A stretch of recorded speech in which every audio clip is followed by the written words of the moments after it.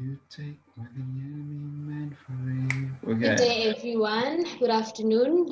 We sincerely apologize for the technological glitches. You know how technology is. But welcome again to the MFS group. Like I said earlier, my name is Diatile Mkwati, and I'm the world coordinator for the MFS group. And so last week, Mr. Mahlabo talked about debt management, and this week he will be talking about managing. Diatile Mkwati, and I'm the world coordinator for the MFS group. And okay. So last week, Mr. Mahlabo talked about managing business expenditure. I mean, last week he talked about debt management, and then this week he will be talking about managing business expenditure during COVID-19. So yeah, Mr. Mahlabo, would you please continue? Thank you. Right. Thank you very much, the Attila, and also I just want to just apologize also to people that were just live streaming in.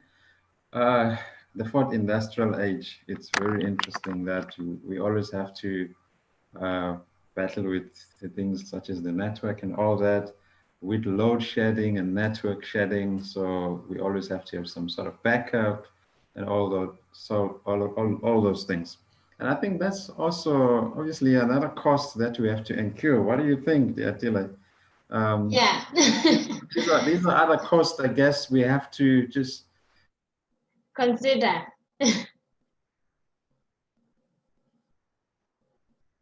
budget and things like that.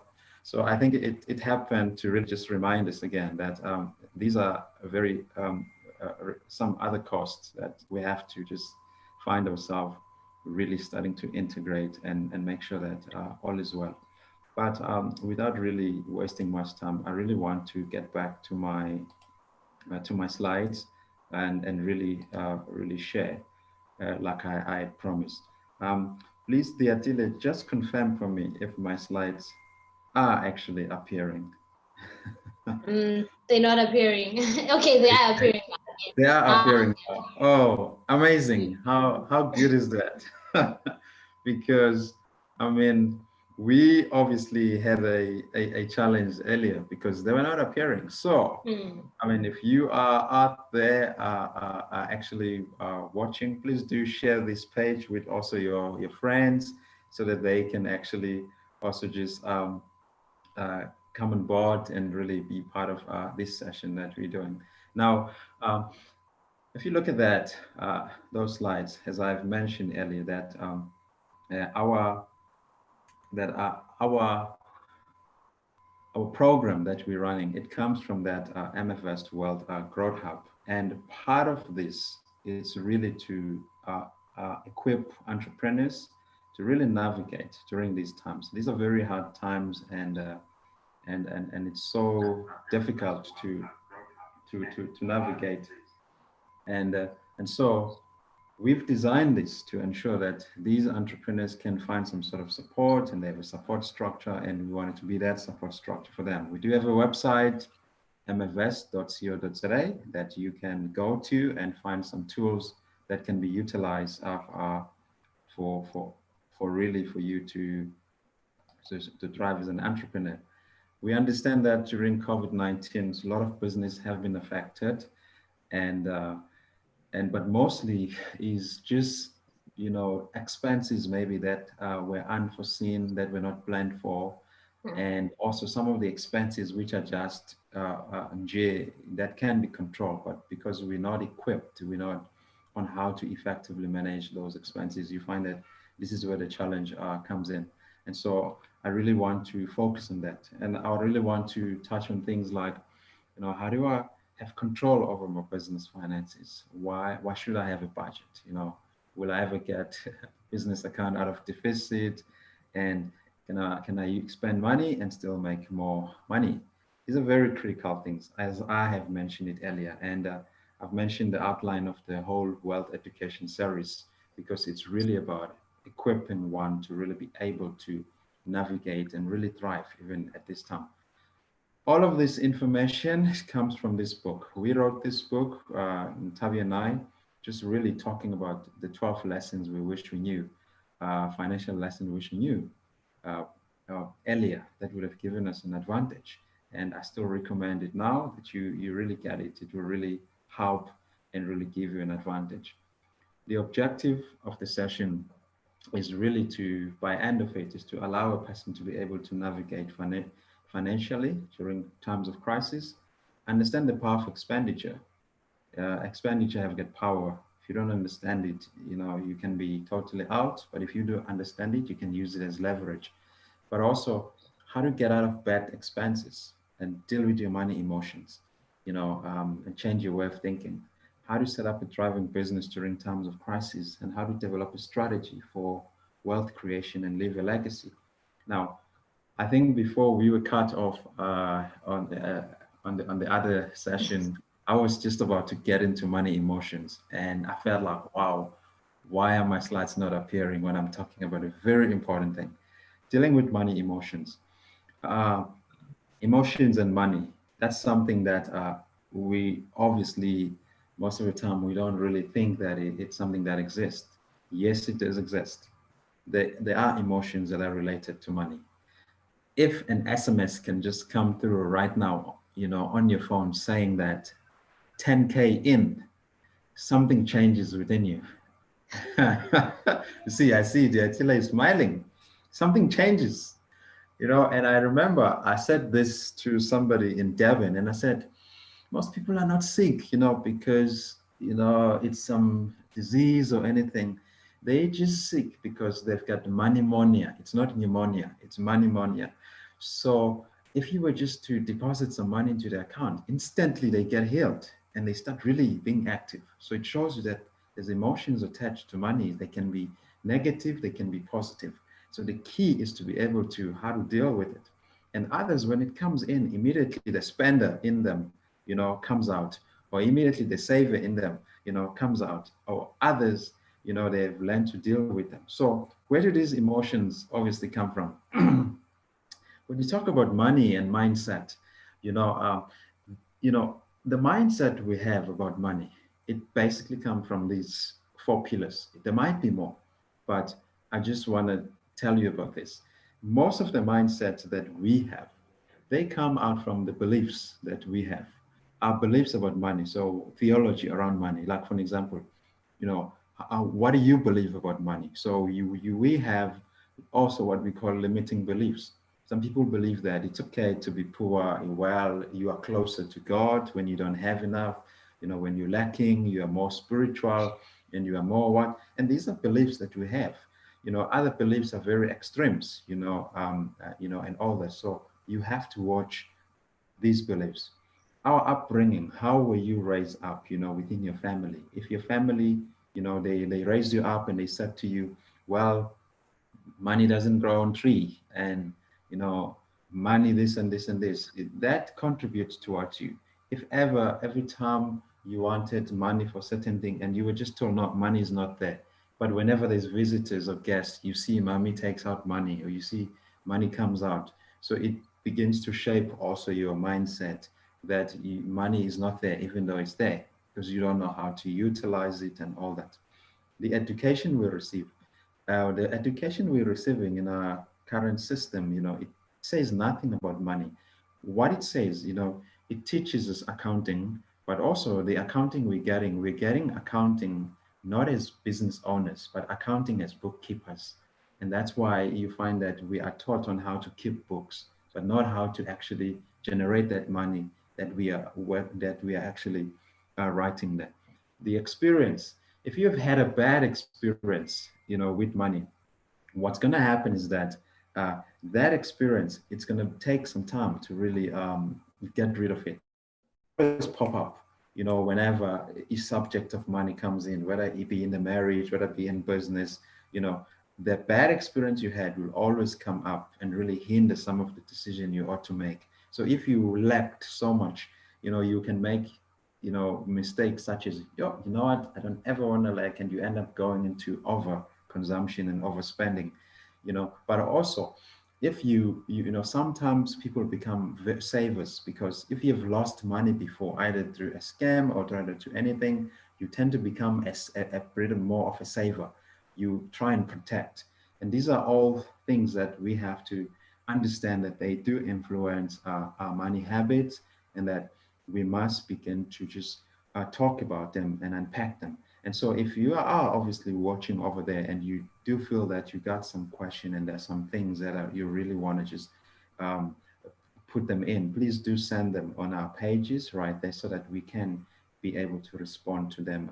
The Attila will be checking our page to see what's going on and all that, to make sure that we are getting some sort of feedback on all that. Now, when we talk about expenses, we need to also be careful that we don't just focus on people saving, as a remedy for overspending. Frugality is different from just overspending.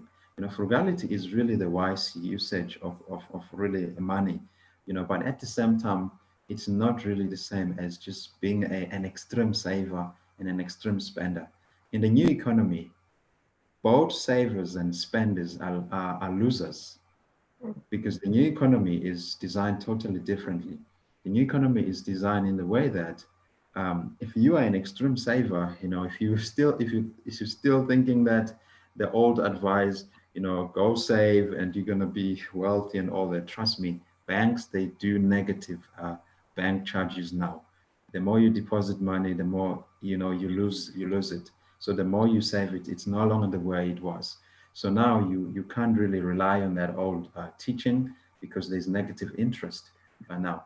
But also you can't then be an overspender, because you then you will always not have enough, when you actually have to.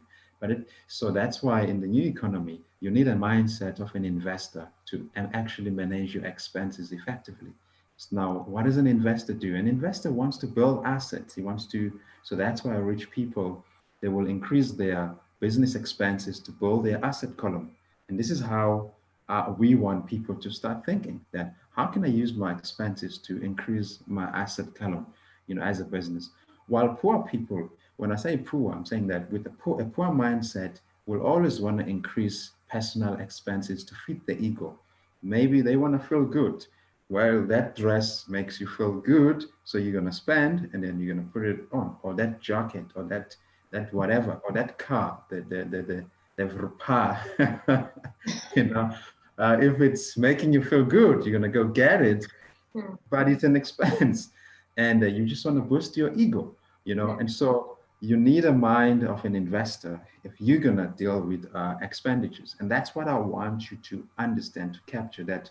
You got to think like an investor, and not just be a saver, or actually be an extreme, spender. This is very key. Last week, I introduced this funnel. So if you look at this funnel, basically, is that I was talking about how we basically had to plot a way to come out of debt and come out of a loss. Where to come out of a debt, I said that you have to have a vision for freedom and legacy.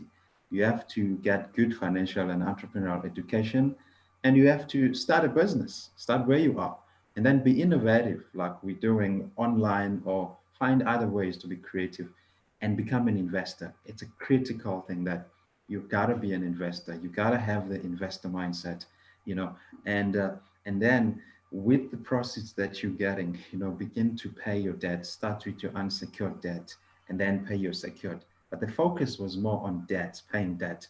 But today I want to focus more on, you see, managing your expenses is effectively, it's key to come out of deficit and loss, because you still need to have a good understanding of your cash flow statement, of your income statement, to where you see where your revenue is coming from, and also see where your expenses are actually sitting.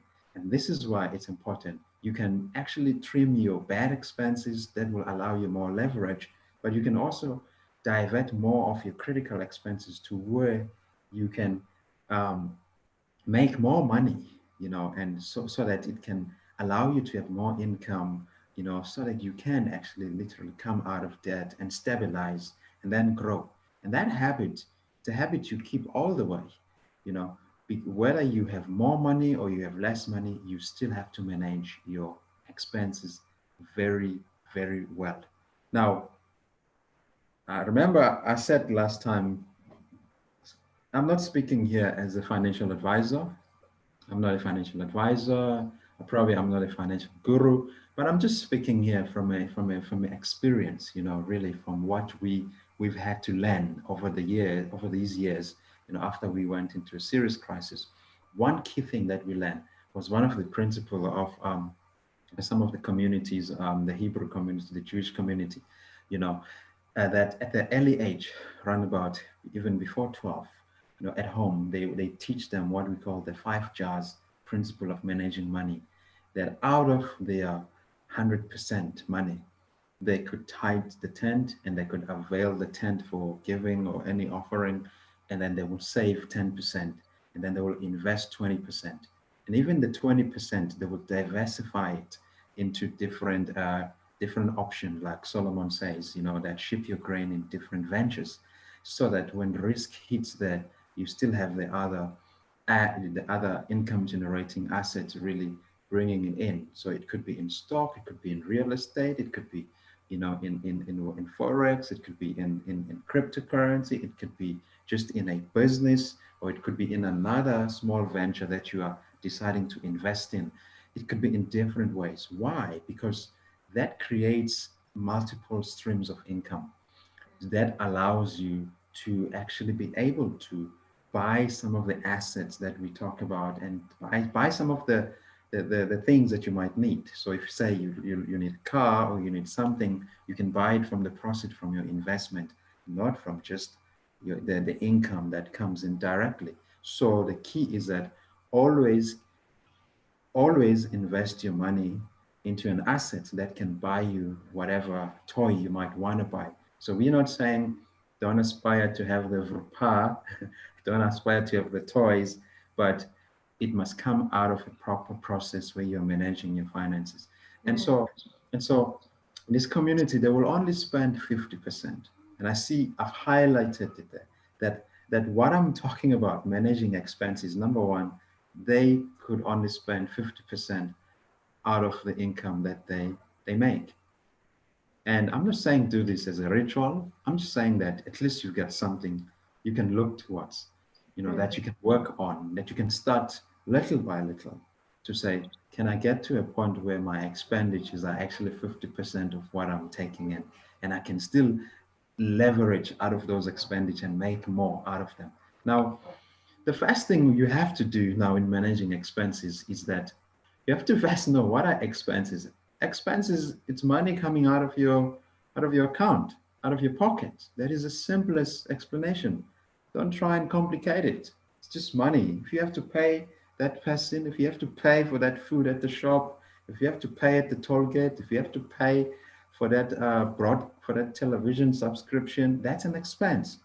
But the key thing is that you have to learn to differentiate between good expenses and bad expenses.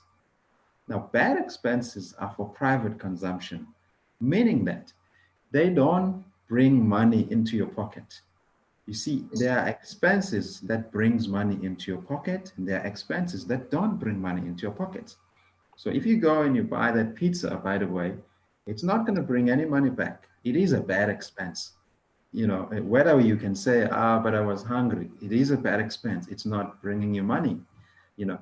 But then you have good expenses, which are expenses that you incur for building a business.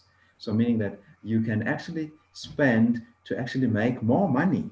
And so those good expenses, then they're categorized into fixed expenses or variable expenses. So they are fixed because they don't change from month to month.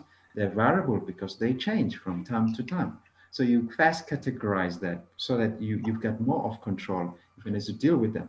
Now, I mean, if you're looking at that screen, I've put a nice picture there of fixed versus variable expenses. For an example, your rent, your mortgage, your property tax, your home insurance, your maintenance, those are fixed every month. They come out. Your phone bill that you are using, your utilities, electricity, you can't run out of electricity. Your car insurance, fuel and maintenance, and then your internet. I mean, internet has become a fixed expense that you just cannot do away with it. In the olden ages, maybe from few years ago, maybe we wouldn't say internet was a fixed cost. So things are changing, and we're realizing now that this has become a very important commodity and thing. Then variable expenses, you look at your grocery, it changes. This month is this amount, it's this, your cleaning detergent, dining out, going and having some coffee, going out and all that. It always changes. Your personal care, like shaving, I gotta shave, and my wife has got to do her hair, and the Attila has got to, do her makeups and what, all those things. It changes, there's always levels. Mm. Entertainment, the movies, the subscription we have of whatever programs we have that are always on repeat on TV, these are things like that, movies. And for those who drink liquor, they're not fixed as to say they drink so much. Even for those who drink wine, even for those who take juice or Coke. I know that there are lots of my friends that are watching that are very Coke addicts, who finish the whole bottle, and it changes.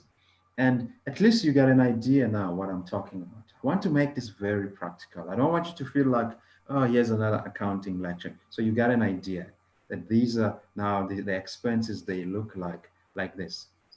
Now, if you look at your monthly, say, cash flow, for an example, you can see now that there you have your income, whether it's salary or it's portfolio income, which comes from some of your investment, or it's other income, which is some of your passive income. Remember, income, there's three types of income. You have active income, which is your salary. You have portfolio income, which is from your investment. You have passive income, which comes from your other seven stream of income, business, whatever way you've invested. And then you start putting your fixed expenses now, where you get your rent, your mortgage, your insurance, your student loan, your gas, some of your medical and dental. Remember your grocery, if you actually make it fixed, it can become fixed, but it can also be variable depending on how you're navigating. And variable expenses, your repayments, your restaurant, entertainment. So you start to minus. So you combine the two, and then it gives you basically your net income after you've deducted them. Why am I doing this thing? I just want to make sure that you see that it's very simple, but it can be a difficult process if nobody has taken you through a journey where you do these things practically. So it's become an emotional reaction when we deal with money, when it's supposed to be an exercise where you're both engaged psychologically and mentally. And as you do this, you start to see where you are, and you start to really gain control over your finances.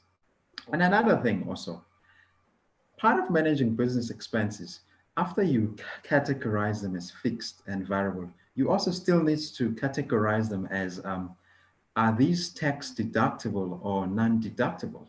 Now, there are certain expenses that are for business. So whether you are just trading using your own name, you still have to categorize them to say, these expenses, I incurred them while I was going about doing business. So they become tax deductible whenever now you have to do your returns, and you can always then have some sort of returns paid, money paid to you back or what.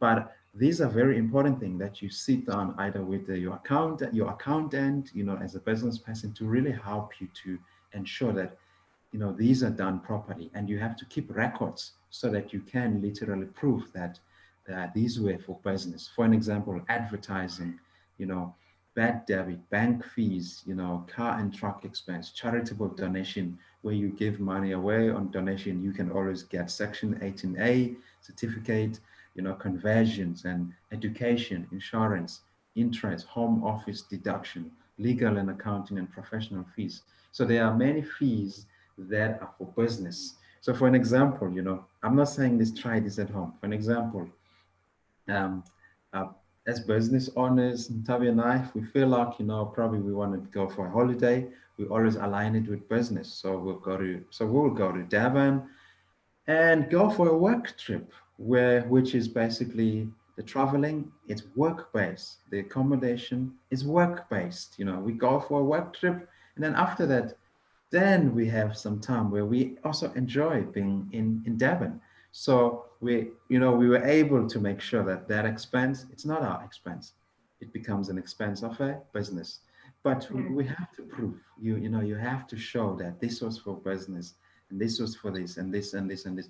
And I think this is where you have to be wise. This is where the financial intelligence comes in. But I'm not saying try it at home and all that, but it's good to try, you never know.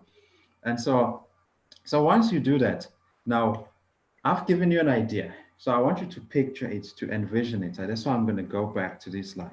I want you to picture it as you've got good expenses and bad expenses. Bad expenses, they take money out of your pocket. You will never get it back.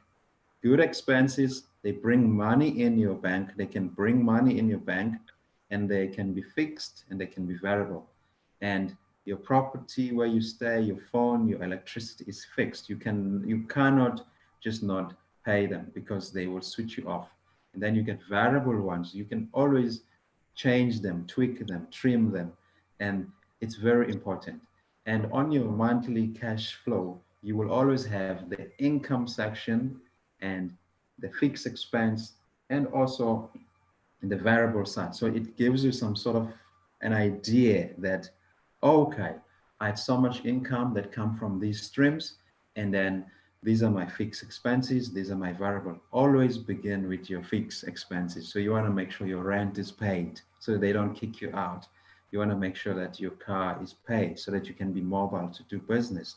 Your phone bill, so that you are not cut out. You want to make sure you get food so that you're not running out of food, so that you are healthy, medical, you need your health so that you're able to do business. Some of the insurances you also need. So it's very important. But also then make sure you keep records so that what's deductible for tax purpose on the business, it can be clear. At least you are doing your filing every week and also monthly, you're keeping your record. You got an idea of what's going on. You don't just wait until 5 years are gone and then you get an accountant to clean up your mess. This you can do. It's very practical. And the first thing you can do for yourself, go to the shop today and get yourself a calculator. It's a very important tool that you need to just have, and a notebook, something simple as that, and here's some practical lessons just to managing business expenses. Because it becomes a difficult thing.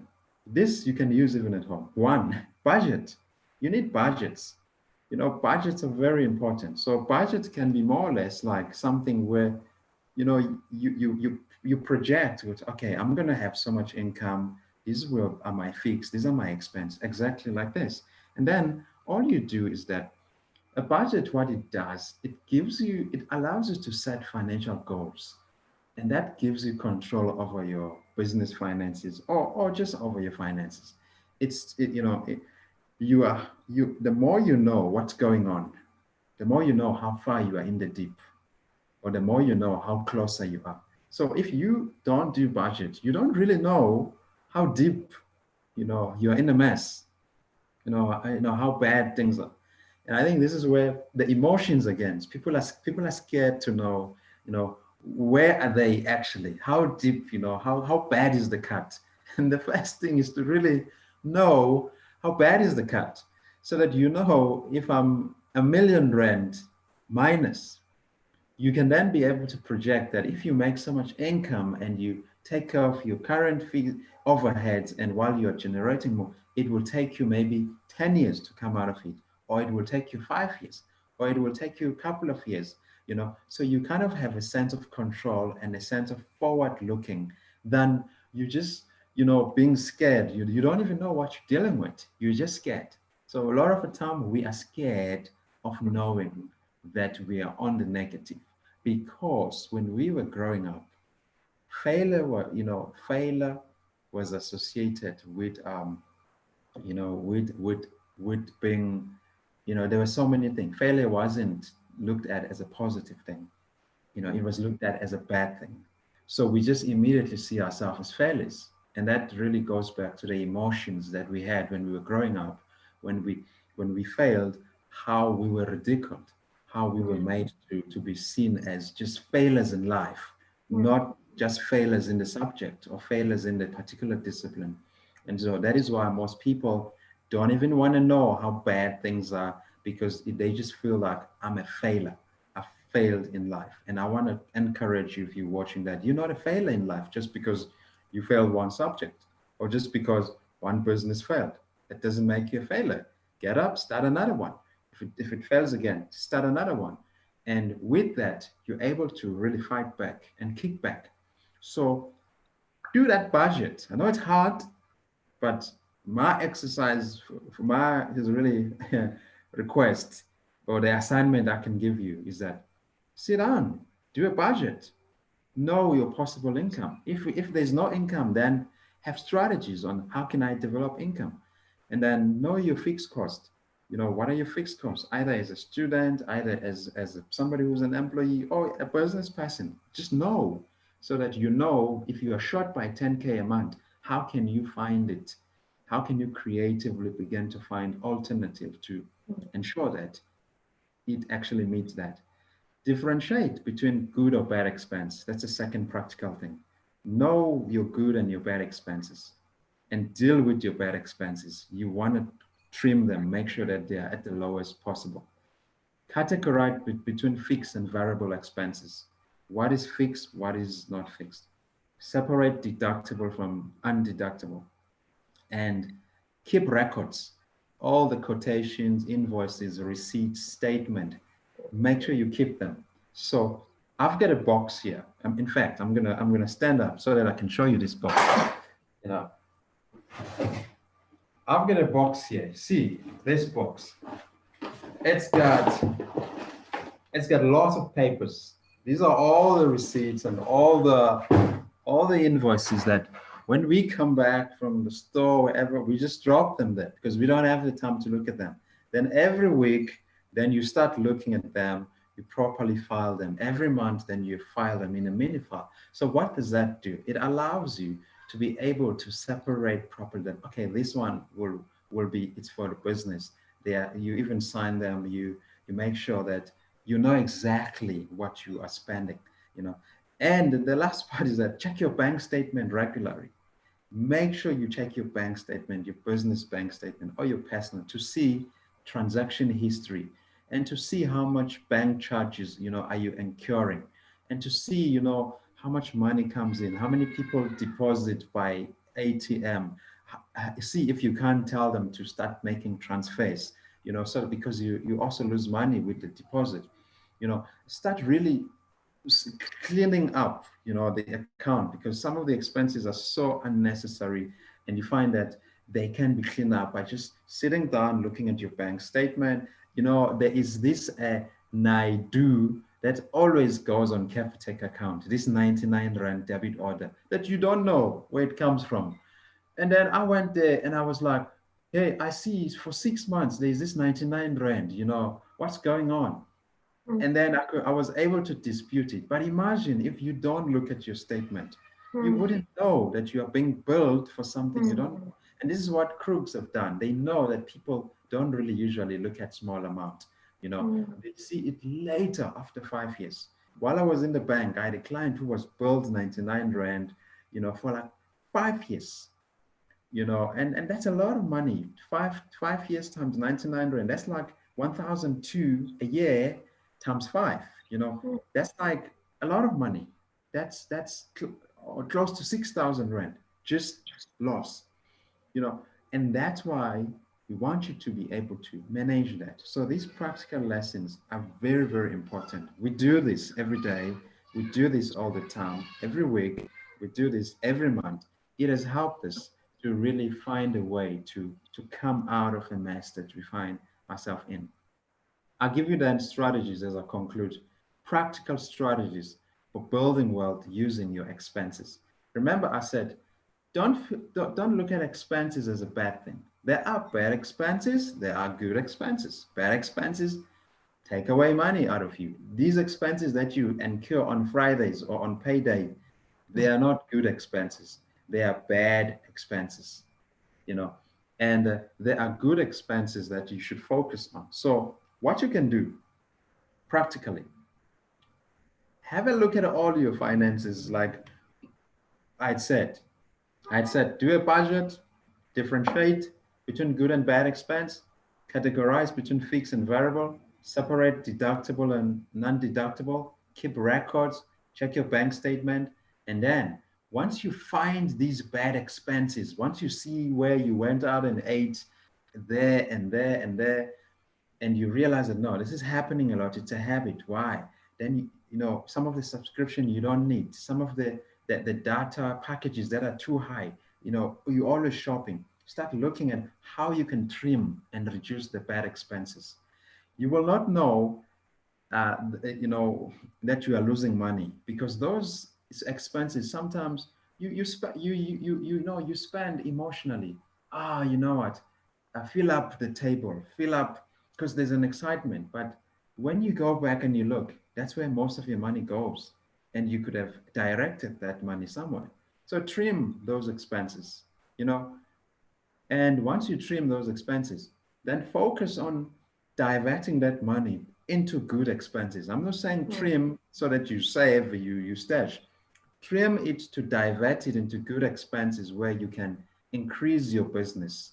You can actually increase more on your marketing, increase more on your strategy, increase more on your product. You know, if you were using margin, increase more, now sell more volume, come up with different strategies to really ensure that those expenses now, as you've increased them, they generate more money. And as more money comes in because of those expenses, be a good investor. Now, take the proceeds of that money and begin to develop more streams of other income. Don't just be a saver or or a spender. It's okay to save, but you save so that you can invest. You don't save for rainy days. Insurance is there for rainy days. Your first expenditure is that get an insurance, get a life policy, because so that if ever something happens to you, it can always cover your debts, and it can always make sure that your family has actually got enough money that they can stay afloat. And also, don't go for these extreme policies. I mean, extreme funeral policies. I'm saying life policy because you can use it to seed all your debts. It can be used some sort of collateral to seed your debts and to ensure that your debts are all covered, you know, and also to ensure that it gives you money should something happen. It's a very important thing. And also, these policies, what they have done for us is that they've introduced us to like rewards programs where you get so much percent for flying a certain airplane. At the gym, you get 90%. You get so many discounts with the different stores that are part of that group. It's very important that you get to, I mean, rich people use insurance to save some of their expenses. And so we've tried this, we've used it, where we've saved lots on flights, on the gym cost, on so many things by just using insurance, being part of that membership, just paying as little money a month, not paying even more than 400 Rand a month, just paying 100 and something for the policy and paying maybe 100 and something for the rewards program. And that's it. And you find it, we're saving lots of thousands in a month just because we've got that policy. And it's something very key that you got to do. And divert the proceeds into building assets. You got to build assets. That should be your goal. How do I use my expenses to build assets? Not spend just for consumption. Spend to build assets. Your assets will bring you more money, either as dividends, either on capital gain, either whatever. It will bring you money. And that money that comes in, another way to actually further deal with your expenses is that give part of your proceeds, you know, as charity. And what happens is that you get Section 18A certificate. It also allows you a further, you know, incentive. So which means it also become good also for your business, you know. So the more you increase your expense as a business, the more you can be able to build more streams of income, and also you've got a lesser taxable amount, you know. And so you don't want to pay tax, you want to give tax. There's a difference between paying tax and giving tax. We got to give tax rather than to just be forced to pay because of ignorance. So you can also still create a support fund or support something that can support other businesses. So that also allows you to also earn BEE points and other incentives. You can also engage in other CSI where you support certain initiative. It gives you incentive as a business. So you are able to use your expenses to actually get incentives, to get more deductibles, and while you are still increasing your goodwill as a business, you're increasing also your asset and your traction. These are very important things. This you can. That's why they say the more you give, the more you have. The more you take it out, the more you have. But the more you are a saver, ungo, I'm telling you, you literally lose even that you have. But the more you are extreme also, you also just are feeding your ego, but you're not an investor. And then leave a legacy. You leave a legacy by ensuring that there's a good name, there's an inheritance, and there's also a value system of the fact that we ought to be generous to the poor.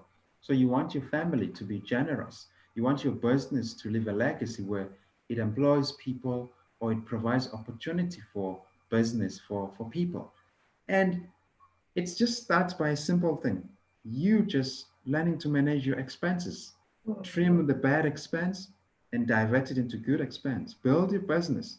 And so I think right now, during this time, of crisis, we should be looking at what are the areas where we are spending money, which we're not supposed to. Is this a need? If it's not a need, why then are we spending money there? Why can it not wait? So you have to learn to now delay some of the self gratification needs, delay some of the things. And this takes you to be mentally, you have to be mentally strong. Emotions don't work in here. I'm still saying it. If you're going to come out of debt, you have to manage your emotions very well because there's lots of emotional turmoil in here. And you tend to be taken back to your beliefs, to your past. Well, in my family, nobody ever succeeded. I don't think I will succeed. You have to deal with those emotions.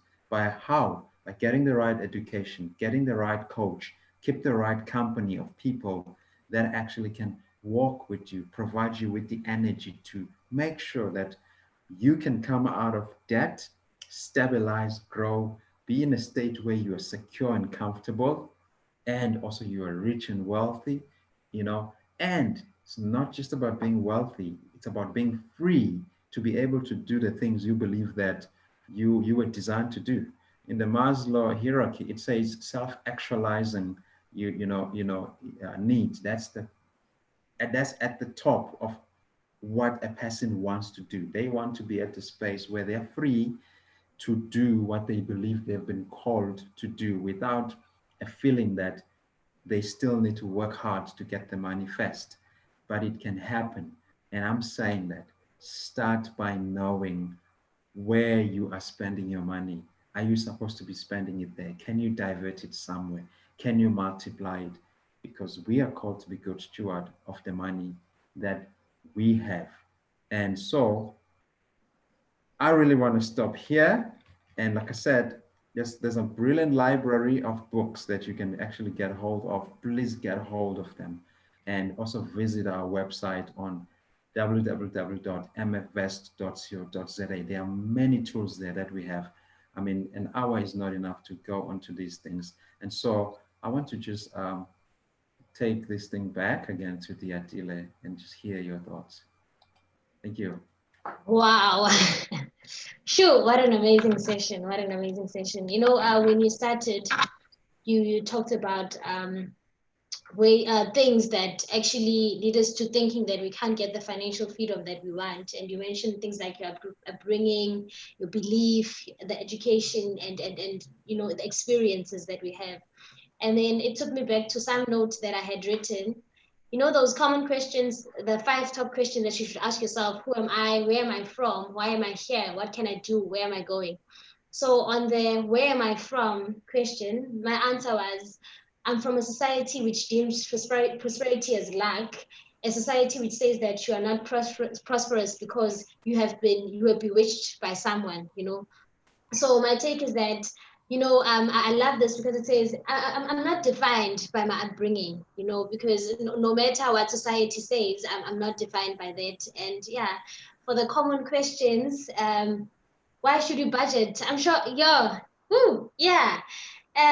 Okay, let me just start by I'll end with the why should I budget question. The other one was, why don't I have control over my business finances? It's not true that you don't have control. So the trick here that I got is you should manage your expenses, like see what you spend your money on. That's my biggest take on that. Yeah, that and one interesting thing I learned is the part which says that don't be a saver or a spender, but rather save in order to invest. That was, yeah, my take on this. That you have to save in order to invest, not that you're saving for rainy days, because that's what most people do. They save because they're like, yo, just in case there's a rainy day, yo, you may never know what's gonna happen. Let me save. And I think that limits how people end up. It ends up limiting people. Like, you don't live your best life because even when you have money, you can't buy the gadgets that you want because you'll be thinking, if I'm to buy this thing, then how am I going to survive? Like, I think people have this survival mentality. Like, I'm here to survive. They're not living. People are surviving. But I think if many people would see that you must save money in order to invest, then you'll start living. Then you'll start being comfortable. So I think that's why we should budget. Like, budgeting, because it makes you see your fixed expenses and your variable expenses. That's why we should budget, in order to see which ones are fixed. This is something that I have to monthly, like, pay for. This is just, it's there, it's fixed. And then you have your variable one. So budgeting helps you to differentiate between the two. And yeah, is it possible to spend money and still make money? Yeah, it I love that as well. When you said boom, when you Yes. are saving and you don't want to give out money, then you will not have money. Chances are you will not have it. It will not come. But yeah, when you spend it, but actually spend it in a place, in a manner that will give you a return. I love the example you made with pizza. You like, if you're buying pizza, you're not gonna get the money back. Sure. But if I'm taking my money and I'm like, okay, let's invest maybe in your trading, in your whatever it is, then I know that, okay, in as much as I'm putting money there, I'll get something out of it. So yeah, this was quite informative. Yeah. Sure. I hope everyone there at home enjoyed, and I hope we all learned. Yeah, we learn as you go, right? Sure. I think for me also, just maybe asking you, as a student, for an example, on campus, and at UCT, and I mean there are other students probably, probably watching from UKZN, VETS, UJ, and all that. Practically, you know, um, do you think this is practical, for a student? Because someone would say, you're talking just high language and all that. Do you think it's practical? It is actually. If I may say, I tithe, I give, and yes, I do make some investments. I make sure that every month I do have some money saved. It's not for a rainy day, because Mhm. whenever I see an opportunity and I'm like, okay, then I know that I need to go and reopen my savings and take my money from there. But then when it's unnecessary to open up my savings, I don't do that. So Sure, I think it's feasible. I'm a student and I do that. I tithe, I give, and I sure, do save a bit of money for future investments. So yeah, it's sure. possible. It's doable. Yeah, and I think also the other challenge is that, I mean, obviously, as people, I mean, we don't have much of a good education background in terms of finance. You find that we've got one job. I think for me, that what transformed me was that, most of us, we use one job, so we spend first, then we then think about investing or saving or giving, or even say tithe. But we already have debit orders that have just gone out, and so we are now trying to manage this, this last money that is there. and Mm. and you can see how we don't have control over our finances. But when we had So for an example, having 5 jars, it really helped to say, you know, my goal should be to get to a point where we actually can spend 50% of this, because what takes you out of a deficit and a debt is you being able to say, I got to take this 20% and really invest it so that in about 6 months' time, it really has generated me income so that I can increase more on my debt repayment. And I don't have to be, and I think sometimes we think paying more into a debt will actually help you, and it doesn't. It just goes on a hold. That It is just, doesn't. you know, you got to have a strategy that is balanced, which means you got investments that are growing, savings, and you are generous in terms of, making a difference in society. And also just, tithing, it's an amazing culture. I mean, not from a law point of view, but it's an amazing culture that just gets to deal with some of the emotions. It's all about dealing with the emotions of, why should I give my money? Why should I freeze my money when I can just have what I want to have? The whole problem is the money emotions that come from the bad education we have, experiences. And that's why you have to deal with them first to come out of deficit, and then True. as you deal with them, you manage better your expenses. And I think from campuses, this is a very important thing that students have to learn now early, Mm. because once you start working, you're in business, it's like a roller coaster when you don't have these basics. And so, And if you can't manage something small, then when it grows, you think, if you can't manage money as a student, and you're thinking, I have to buy clothes, I have to buy this, I have to buy this, I have to buy this, then even when you start working, it's not going to be easy for you to be like, okay, let's start saving now. I think sure. the trick is to start with a small, I think there's a scripture, it says that when you have that small thingy, use it wisely, like use the small portion which you have wisely, and then only will you be trusted with more. Because if you can't handle small, more will just it'll just drive Too you much. crazy. Yeah, it'll be too much. You'll feel like you're on top of the world. Sure. But yeah, anyway, I know that we probably out of time, but I think the exciting part is that we've set up these MFS growth hubs in the different cities, Devon, Bloemfontein, Joburg, Newcastle, George, and Cape Town. And I mean, I'm excited about these. Obviously, we are running this virtually, so you can sign up on our website, go to our mfs.co.za stroke growth hubs. You will see there, and you can just click there, join the group. It will take you on the group on Facebook.